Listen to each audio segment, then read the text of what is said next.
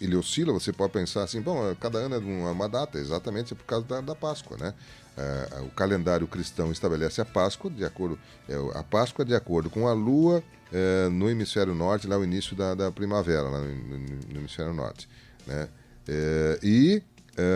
Para nós aqui ele vem esse calendário, depois tem a quaresma, né? E um dia antes de iniciar a quaresma, encerra o carnaval. Ou seja, na terça-feira do dia 21, você tem aí, neste ano, o encerramento do carnaval. Amanhã começa a quaresma. Aliás, amanhã nós teremos aqui o nosso pároco tratando desse tema religioso também. Mas o carnaval, segundo a Wikipédia, né? O carnaval é um festival que ocorre antes da estação litúrgica da quaresma. Isso é o que a Wikipédia afirma. Tem algumas imagens que o Max está colocando com relação a esses fatos, né, também. Os principais eventos ocorrem tipicamente durante o fevereiro e início de março, durante o período historicamente conhecido como tempo de Septuagésima, ou seja, pré-quaresma. O carnaval normalmente envolve uma festa pública ou desfile, combinando alguns elementos circenses, máscara e uma festa de rua pública, né? Nós temos isso aqui em Tupã, nós tivemos o desfile aí, nós temos os bailes de carnaval, ou baile de carnaval, não temos mais que um, e os blocos, principalmente, que aqui em Tupã até se fortaleceram muito. Mas fragilizaram-se durante a pandemia. Nós tínhamos mais de 12 blocos, hoje temos 5 oficialmente participando do carnaval, e mais um sexto que é o saca-rolha. As pessoas usam trajes durante muitas dessas celebrações, permitindo-lhe perder a sua individualidade cotidiana e experimentar um sentido elevado de unidade social. Por isso, no nosso caso, os blocos de carnaval têm uma roupa única, né? Todo mundo igual, todo mundo com o mesmo tipo de roupa. No mundo tem os bailes de máscara, tem várias outras atividades, porque o carnaval não é uma exclusividade brasileira, tem no mundo inteiro que acontece, né? O consumo excessivo de álcool e de carne e de outros alimentos proscritos durante a quaresma é extremamente comum. Ou seja, aqueles produtos que você durante a quaresma não deveria consumir, né? Outras características comuns do carnaval incluem batalhas simuladas como lutas de alimentos, sátiras sociais, zombaria de autoridades e uma inversão geral de regras e normas do dia a dia. O termo carnaval é tradicionalmente usado em áreas com uma grande presença católica. No entanto, as Filipinas, por exemplo, um país predominantemente católico romano, não comemora mais o carnaval desde a dissolução da festa de Manila de 1939, o último carnaval nas Filipinas. Nos países historicamente luteranos, como por exemplo Suécia, Noruega, Estônia, né, a celebração é conhecida como Fastelavn. E em áreas com alta concentração de anglicanos e metodistas, como a Grã-Bretanha, o sul dos Estados Unidos, as celebrações pré-quaresmais, juntamente com observâncias penitenciais, ocorrem na terça-feira de carnaval, ou seja, hoje. Nas nações eslavas ortodoxas orientais, o Maslenitsa é comemorado durante um período na semana antes da quaresma. Na Europa, de língua alemã e nos Países Baixos, a temporada de carnaval tradicionalmente abre no 11 de novembro, né? Isto remonta às celebrações antes da época do Advento ou com a celebração da colheita da festa de São Martinho. O carnaval moderno, feito de desfiles e fantasias, é produto da sociedade vitoriana do século XX. A cidade de Paris foi o principal modelo exportador da festa carnavalesca para o mundo, né? O Carnaval do Rio, ele é baseado no Carnaval de Paris, né? Cidades como Nice, Santa Cruz de Tenerife, Nova Orleans, no sul dos Estados Unidos, Toronto, no Canadá, e Rio de Janeiro, que eu estava comentando, se inspiraram no Carnaval parisiense para implantar as suas novas festas carnavalescas. Já no Rio de Janeiro, criou e exportou o estilo de fazer um carnaval com desfiles de escolas de samba para outras cidades do mundo, né? Aqui no Brasil, São Paulo, Porto Alegre, aqui em Tupã nós não temos uma escola de samba propriamente dita, mas agora nós tínhamos o Salgueiro, mas hoje não tem mais. Mas várias outras cidades aqui na região têm isso. Santo Ângelo subiu há poucos dias que tem também escolas de samba lá. Tóquio, Helsinki, né? São várias cidades que copiaram o estilo carioca de fazer o carnaval com as escolas de samba, né?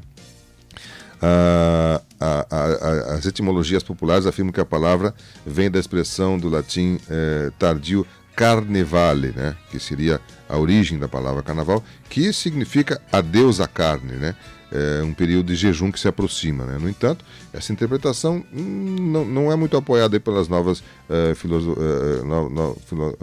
provas filosóficas, né?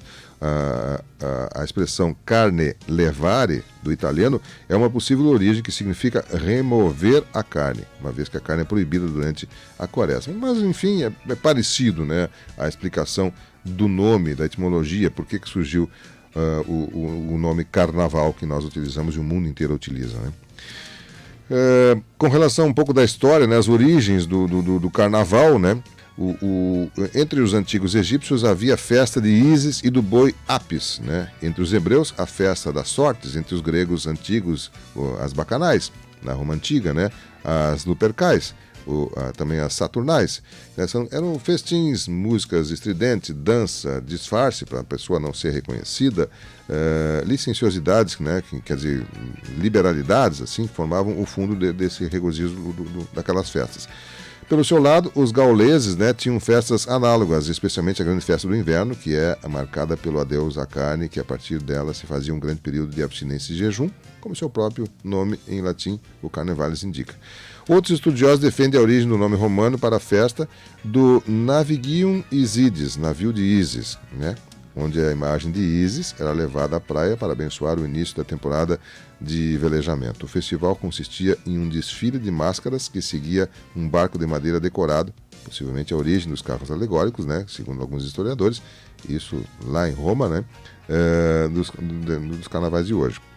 Do ponto de vista antropológico, segundo a Wikipédia, o carnaval é um ritual de reversão no qual os papéis sociais são invertidos e as normas de comportamento são suspensas. Na antiguidade, os povos consideravam o inverno como um reino dos espíritos que precisavam serem expulsos para que o verão voltasse. No hemisfério norte, na Europa, né?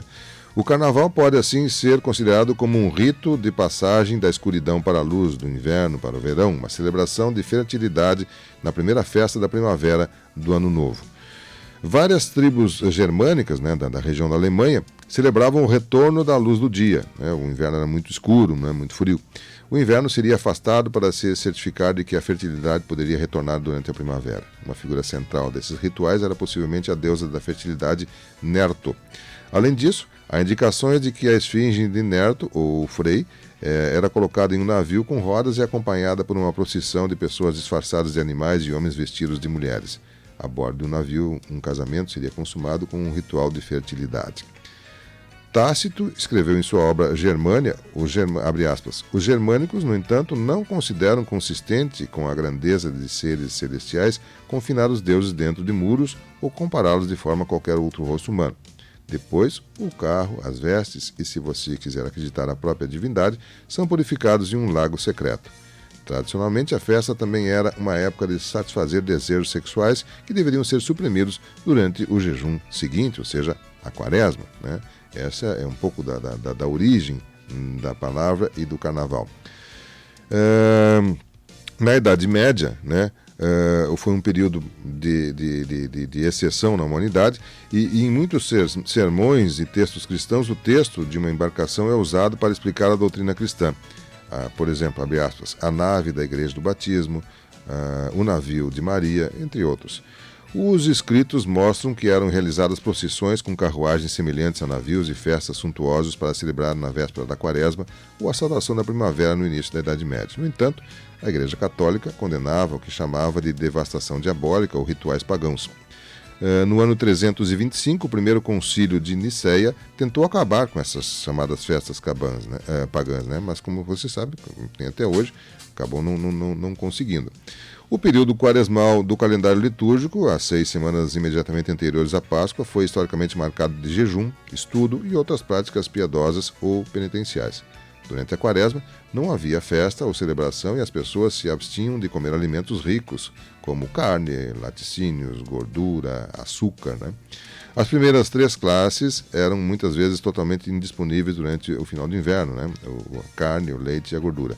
Os carnavais da Idade Média não durava apenas alguns dias, mas quase todo o período entre o Natal e o início da Quaresma, né? Então hoje a gente comenta que o carnaval é muito longo, né? Que é alongado. Tinha épocas na Idade Média que o carnaval começava depois do Natal e ia até o início da Quaresma. Nesses 2 meses, as populações católicas usavam as várias férias católicas como uma saída para as suas frustrações diárias. Muitos sínodos e conselhos tentaram definir regras para o festival. Cesário de Arles, que viveu entre 470 e 542, protestou por volta do ano 500, em seus sermões, contra as práticas pagãs. Séculos mais tarde, suas declarações foram adaptadas como os blocos de construção do Indiculus Superstitinum et Paganirium, o pequeno índice de práticas supersticiosas e pagãs, que foi redigido pelo sínodo de Leptines no ano de 742. Eles condenavam, né, o chamado Spurcalibus in Febrarium, né? O Papa Gregório Magno, que ficou de 1590 a 604, decidiu que o jejum começaria na quarta-feira de cinza, isso lá naquela época. Todo o aceno carnavalesco era estabelecido antes do jejum para criar uma divisão clara entre o pagão e o costume cristão. Era também costume, durante o carnaval, que a classe dominante fosse zombada usando máscaras e disfarces, né? Isso até hoje, você vê nos carnavais aí o pessoal utilizando figuras públicas, né, para satirizar. No ano de 743, o sínodo de Leptines, né, falou furiosamente sobre os excessos no mês de fevereiro. Também a partir do mesmo período, data a frase, abre aspas, quem em fevereiro, por uma variedade de atos menos honrosos, tenta expulsar o inverno, não é um cristão, mas um pagão, fecha aspas. Isso lá em 1743. Livros de confissão de cerca do ano 800 contêm informações sobre como as pessoas vestiam-se como animais ou idosos durante as festas de janeiro e fevereiro, e mesmo que isso fosse considerado um pecado. Também na Espanha, em San Isidro, em Sevilha, queixou-se em seus escritos, no século VII, de pessoas saindo pelas ruas disfarçadas e, em muitos casos, como um gênero oposto, ou seja, homens vestidos de mulheres, mulheres vestidas de homens, né? Isso lá no século VII, né? Lá pelo ano 600, né? Como você percebe, a Páscoa é muito marcante, né? É ela que estabelece o calendário, então a cristianização tem um peso muito forte no Carnaval, né? Gradualmente, a autoridade eclesiástica começou a perceber que o resultado desejado não poderia ser alcançado através da proibição das tradições. Se tentou por séculos aí se proibir as festividades, mas não conseguiram, né? O que acabou levando a um grau de cristianização do festival. Os festivais passaram então a fazer parte da liturgia e do ano litúrgico, né? Embora formando uma parte integrante do calendário cristão, particularmente em regiões católicas, muitas tradições carnavalescas se assemelham àquelas do período pré-cristão. Segundo a Wikipédia, acredita-se que o carnaval italiano seja em parte derivado dos festivais romanos antigos, da Saturnália ou da Bacanália, né? As Saturnálias, por sua vez, podem ser baseadas nas festas dionisíacas da Grécia Antiga ou em festivais orientais. Então tem uma mescla de influências de várias civilizações. Enquanto desfiles medievais e festivais como o Corpus Christi eram sancionados pela Igreja, o Carnaval também era uma manifestação da cultura folclórica medieval. Muitos costumes locais do Carnaval podem derivar de rituais pré-cristãos locais, como os ritos elaborados que envolvem figuras mascaradas na Festnacht, né, que é germânico. No entanto, evidências ainda são insuficientes para estabelecer uma origem direta da Saturnália ou de outras festas antigas com o Carnaval. Não existem relatos completos de Saturnais e as características das festas, como reviravoltas de papéis sociais, aquilo que a gente falou, de inverter as classes, igualdade social temporária, máscara, rompimento de regras permitidas, não constituem necessariamente aspectos coerentes com esses festivais. Essas semelhanças podem representar um reservatório de recursos culturais que pode incorporar múltiplos significados e funções. Por exemplo, a Páscoa começa com a ressurreição de Jesus, seguido por um período liminar que termina com o renascimento, né? O Carnaval inverte isso com o Rei Carnaval, que ganha a vida e um período liminar que segue antes de sua morte. Ambas as festas são calculadas pelo calendário lunar. Tanto o Jesus quanto o Rei Carnaval podem ser vistos como figuras expiadoras que fazem um presente ao povo com as suas mortes. No caso de Jesus, o dom é a vida eterna no céu. No caso do Rei Carnaval, o reconhecimento de que a morte é uma parte necessária no ciclo da vida, segundo alguns historiadores. Além do antijudaísmo cristão, as semelhanças entre rituais e imagens da igreja e do carnaval sugerem uma raiz comum, né? A paixão de Cristo é grotesca, né? Desde o início do cristianismo, Cristo é considerado vítima de um julgamento sumário e é torturado e executado por romanos diante de uma multidão judaica, né? Abre aspas, seu sangue está sobre nós e sobre nossos filhos. Mateus 27, 24 e 25. As procissões da Semana Santa na Espanha, por exemplo, incluem multidões que insultam vociferadamente a figura de Jesus. A reverência, a paródia, a degradação e o riso em uma esfinge tragicômica de Deus pode ser visto como intensificações da ordem sagrada. No ano de 1466, a Igreja Católica, sob o Papa Paulo II, lá em 1466, reviveu os costumes do carnaval da Saturnália. Os judeus foram forçados a correr nus pelas ruas na cidade de Roma. Abre aspas. Antes de correrem, os judeus eram ricamente alimentados de modo a tornar a corrida mais difícil para eles e ao mesmo tempo mais divertida para os espectadores. Eles correram e outros aos gritos sarcásticos e risadas de Roma, enquanto o Santo Padre estava sob um balcão ricamente ornamentado, enquanto ria de oração, relata uma testemunha daquela época, 1466. Algumas das tradições mais conhecidas, incluindo desfiles e máscaras, foram registradas pela primeira vez na Itália medieval.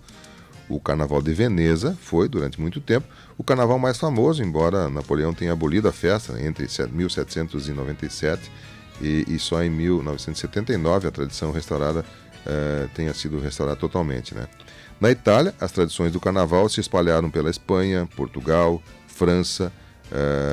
Da França foram para a Nova França, na América do Norte, né? Nova Orleans, né? Da Espanha e Portugal se espalhou com a colonização para o Caribe, para a América Latina, né? No início do século XIX, na Renânia, Alemanha e nos Países Baixos do Sul, a tradição medieval enfraquecida também foi revivida, ali por 1800, né? Continuando nos séculos até o século XIX, como parte dos abusos cometidos contra judeus na Saturnália, em Roma. Rabinos de guetos eram forçados a marchar através das ruas da cidade usando trajes ridículos, sendo expostos à multidão. Uma petição da comunidade judaica de Roma, enviada em 1836 ao Papa Gregório XVI, para parar com os abusos anuais saturnalistas, obteve uma negação, né? Naquela época o Papa disse, abre aspas, não é oportuno fazer qualquer inovação. Na Renânia, em 1823, o primeiro desfile de carnaval moderno ocorreu na cidade de Colônia, né? O carnaval ele ocorre 47 dias antes da Páscoa, né? Em fevereiro, geralmente, ou em março, né, de acordo com a lua, né, da Páscoa, conforme o cálculo da Páscoa, que ocorre próximo do dia da lua nova. Assim poderá calhar próximo do Ano Novo Chinês e, se calhar antes, o próximo do dia 19 de fevereiro. No século XXI, que estamos agora, a data em que ocorreu mais cedo foi no dia 5 de fevereiro de 2008. E o mais tarde vai ser no ano de 38, né, quando vai ser em 9 de março de 2038. Essa data também é a mesma, de 9 de março de 1943, a data de carnaval mais tardia do século XX, assim como a data tardia do século XXI, 2 de março de 1897, do século XIX. Além de ter acontecido duas vezes nesse século, né, 46 anos antes da data ocorrer mais tarde no século XXII. Embora seja possível em outros séculos, o dia de carnaval não ocorrerá em 3 ou 4 de fevereiro durante todo o século XXI. Como ocorreu no século XX, né, a data em que o carnaval ocorreu mais cedo foi no 4 de fevereiro, em 1913, e outra data que é bastante raro o carnaval ocorrer é 29 de fevereiro, né? Porque é o ano bissexto, isso acontece de 4 em 4 anos, né? Mas em 2028 vai acontecer. Em 2028 vai ser em 29 de fevereiro. A última vez foi em 1876, quando foi em 29 de fevereiro de 86. Todas as datas eclesiásticas são calculadas em função da data da Páscoa, né? É ela que estabelece esse ritual. A única exceção é o Carnaval, é o Natal, que é no dia 25 de dezembro, né? Como o domingo de Páscoa ocorre no primeiro domingo após a primeira lua cheia, que se verificar a partir do equinócio da primavera, no hemisfério norte, ou no equinócio de outono, né, no hemisfério sul, e a sexta-feira da Paixão é a que antecede o domingo de Páscoa, então a terça-feira de Carnaval ocorre 47 dias antes da Páscoa, né? O Carnaval aqui no Brasil, né? No Brasil, o primeiro registro de intrudo, que seria uma espécie de carnaval, né, o antigo folguedo lusitano, que veio lá de Portugal, foi realizado nos 3 dias que antecedem a entrada da Quaresma, ocorreu no ano de 1533. O Brasil foi oficialmente descoberto em 1500, né? Então 33 anos depois da descoberta do Brasil, ocorreu o primeiro intrudo, né, com a chegada dos primeiros colonos portugueses à capitania de Pernambuco, né, no Brasil Colônia. A festa de aclamação de Dom João, em 1641, promovido pelo governador Martim Correia de Sá, no Rio de Janeiro, também é considerada uma precursora do carnaval brasileiro. No Rio de Janeiro, tanto os escravos quanto as famílias de origem europeia participavam do intrudo, né, que era essa festa portuguesa. Os limões de cheiro, bolas de cera que levavam no seu interior água e, em alguns casos, urina, eram arremessados das janelas nos passantes, né? Tu vê que bagunça que era o negócio. O Carnaval de Rua do Rio de Janeiro é designado pelo Guinness Book como o maior carnaval do mundo, com aproximadamente 2 milhões de pessoas por dia. Claro que no período da pandemia isso não aconteceu, mas está retomando.